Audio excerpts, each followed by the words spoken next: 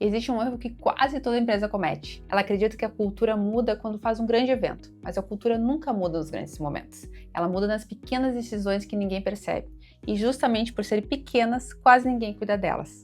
Meu nome é Fernanda Ferreira e neste capítulo eu quero falar sobre aquilo que sustenta toda a cultura forte, mas quase nunca recebe atenção. Quando pensamos em cultura, normalmente a gente pensa em valores, propósito, treinamento, mas a verdade é que nenhuma dessas coisas constrói a cultura sozinho. O que realmente constrói a cultura são as pequenas escolhas repetidas todos os dias. E é isso que eu chamo de ciclo invisível da cultura. Ao longo dos anos trabalhando com donos de empresas e líderes também, percebi um padrão curioso. As empresas raramente perdem sua cultura por causa de uma decisão gigantesca. Elas perdem porque começam a tolerar pequenas incoerências. Um feedback que foi adiado, uma conversa difícil que ninguém quis ter, uma exceção feita só dessa vez. Um comportamento inadequado que foi ignorado porque aquela pessoa entrega resultado. Parece pouco, né?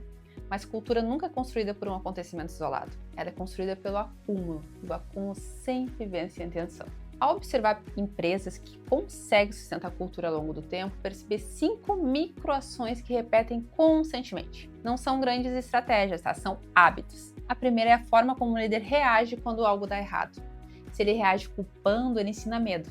Se ele reage investigando, ele ensina aprendizado. Cultura aprende primeiro pela relação. E a segunda são os pequenos reconhecimentos. Não apenas os grandes prêmios, mas aquele obrigado, aquele elogio específico, aquela mensagem depois de uma reunião. Pessoas repetem aquilo que percebem ser valorizado. A terceira são as conversas difíceis que acontecem no momento certo. Toda conversa adiada vira um problema maior amanhã. Cultura deteriora no silêncio, não no conflito. A quarta é o exemplo silencioso. As pessoas observam muito mais do que escutam. Os horários que o líder chega, como ele trata alguém da limpeza, como ele responde a um cliente, como ele reage à pressão. Tudo isso ensina, mesmo quando ninguém está tentando ensinar, tá? A quinta é a consistência. Porque a cultura não nasce da intensidade, ela nasce da repetição. É a quarta vez que alguém explica com paciência, é o gestor que agradece de novo, é quem assume um erro, é quem escolhe respirar antes de responder. São as microações que constroem o tecido invisível da cultura.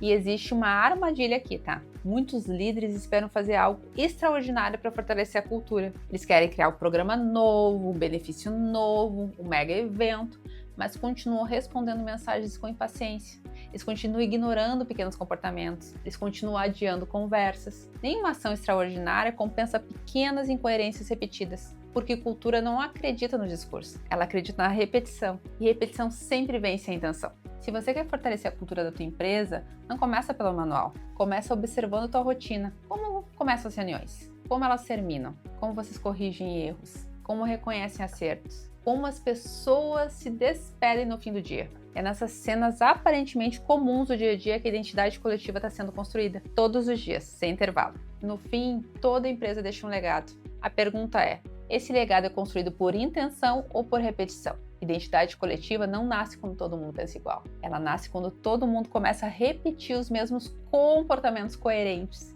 E é por isso que eu acredito numa frase simples: cultura não muda em um grande momento. Ela muda entre uma decisão e a próxima. Agora eu quero saber de você. Qual pequena atitude, aparentemente simples, mais fortalece a cultura da tua empresa?